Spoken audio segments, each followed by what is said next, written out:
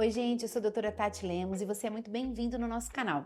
Toda semana tem um conteúdo novo falando sobre a saúde das crianças, desenvolvimento infantil, a saúde da família. E hoje eu quero trazer um assunto bem delicado, mas muito atual e uma dúvida muito frequente dos pais no consultório e nas redes sociais. A pergunta que vem com muita frequência é: se birra e autismo, eles são a mesma coisa, né? O fato de uma criança ser muito birrenta significa que ela tem autismo? E a resposta é: depende.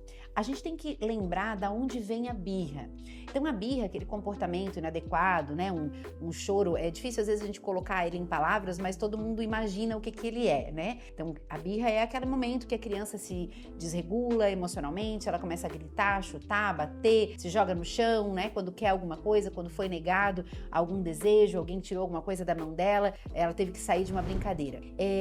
O que é essa birra? Então essa birra, ela tá ligada a duas coisas importantes. Primeiro, a dificuldade da criança comunicar os seus sentimentos, os seus desejos, a sua expectativa, né? Então, uma dificuldade dela se comunicar diante do outro e uma dificuldade dela se regular emocionalmente. Então, essas duas coisas estão muito ligadas à birra.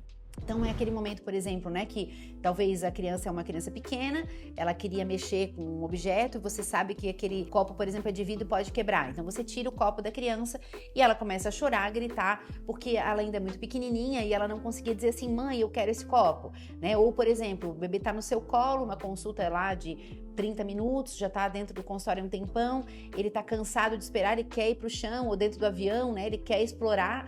E ele não consegue dizer para você: mãe, eu quero descer, eu quero engatinhar. E ele começa a gritar e se espernear e chorar, quase que de forma inconsolável, porque ele não consegue comunicar a você o que está acontecendo.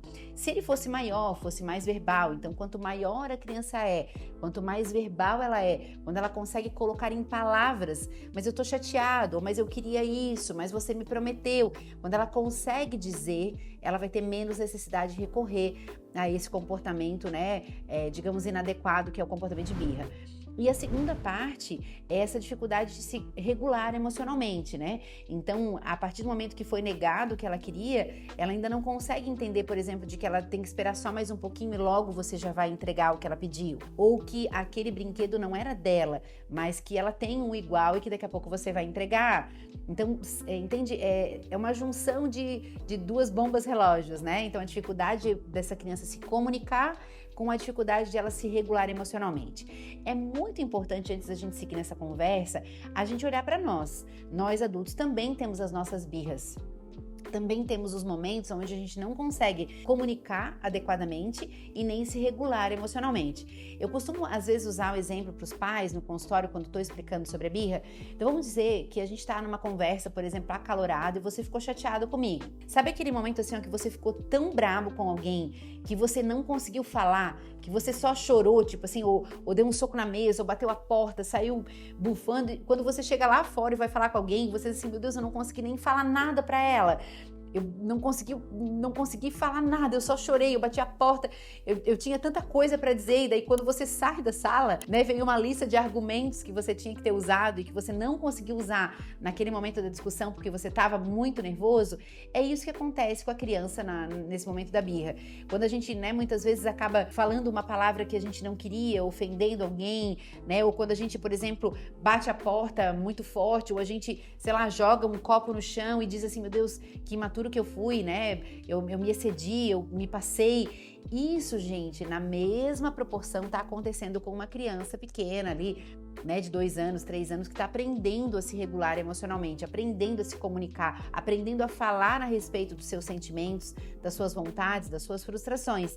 E embora pra gente seja uma coisa tão boba, né? Ah, ele queria uma bola, mas ele tem 10 bolas. Mas esse é o problema dessa criança de 2 anos. Que quando a gente traz para nós, né, são os nossos problemas de vida adulta, mas nós não podemos simplesmente desclassificar esse sentimento, essa chateação dessa criança, invalidar o motivo desse sofrimento, porque é o equivalente à sua idade, né, o que a gente espera que ele esteja passando mesmo. Então, o que acontece então em relação ao autismo e à birra? É que, primeiro, né, essas crises de desregulação emocional, elas no autismo vão estar mais presentes justamente porque o autismo, ele inclui uma dificuldade na comunicação e na interação social. Então, para que eu tenha o diagnóstico de autismo, eu tenho que passar por essa dificuldade, né? Então, se eu tenho mais dificuldade em me expressar, em me comunicar, em falar dos meus sentimentos, explicar as minhas vontades, se eu sou uma pessoa que tenho mais um padrão restrito de comportamento, uma inflexibilidade, uma dificuldade de lidar com o novo, né? Muitas vezes questões sensoriais envolvidas, né? Sensibilidade ao barulho, ao som, ao toque, ao cheiro. Então imagina tudo isso acontecendo ao meu redor, enquanto eu sou uma criança pequena que não consigo nem mesmo dizer para as pessoas que esse som me incomoda, essa luz me incomoda, a forma como eles estão tocando, aquele barulho repetitivo, né? De repente aquilo ali para mim é extremamente violento, extremamente agressivo e eu não consigo me controlar e me regular emocionalmente, então eu vou ter mais crise de birra. Então, na verdade, né, quando a gente tem o diagnóstico de autismo, elas vão ser geralmente mais frequentes. As crises de desregulação emocional mais comuns, mais duradouras, mais ligadas a padrões de comportamento. De repente você percebe então que, puxa, sempre que essa criança chega num lugar de muito barulho, ela se desregula emocionalmente. Sempre que essa criança chega na escola, sai da escola, muda de ambiente, né? Ou chega na hora de comer, chega na hora de uma textura, colocar o pé no chão. Então a gente às vezes vai conseguindo observar essas crises de desregulação emocional ligadas a algum comportamento, momento, movimento, situação, cheiro, textura, temperatura, entende? Então isso vai trazendo para nós uma pista maior, né? E ela também tem que estar ligada a outras questões de comportamento. Então a gente sabe que o autismo tem aqueles critérios, né, que estão lá no DSM-5, que a gente tem que cumprir esses critérios para o diagnóstico, né? A dificuldade de interação, comunicação, dificuldade de iniciar, manter relações, os outros sinais que a gente tem que ter 2 de 4, né? E tem outros vídeos a respeito dos critérios de autismo, mas que a gente tem que ter ali hipersensibilidade, né? Então a questão do hiperfoco, então tem outras questões ali que vão estar ligadas que a gente tem que ter para o diagnóstico do autismo, eles vão ter que estar presentes também além da questão da birra, tá? Então o fato de eu ter uma criança que chora bastante quando contrariada, que se joga no chão quando a gente diz que não, né? Que tem um comportamento de difícil regulação emocional, dificuldade de aceitar limites, não quer dizer necessariamente que ele tenha o TEA, mas ele pode estar dentro do espectro se a gente encontrar então também essas outras questões envolvidas. Eu espero que esse vídeo possa ter ajudado você. A gente tem muitos outros vídeos aqui no canal falando sobre comportamento, sobre limites e sobre transtorno do espectro do autismo. E você pode então maratonar esses vídeos, assistir, e isso com certeza vai trazendo um pouquinho mais de luz, né, a esse momento tão difícil que é quando a gente começa a desconfiar que possa estar diante de um transtorno, de um diagnóstico. De novo, eu vou falar o que eu falo em vários vídeos a respeito do TEA.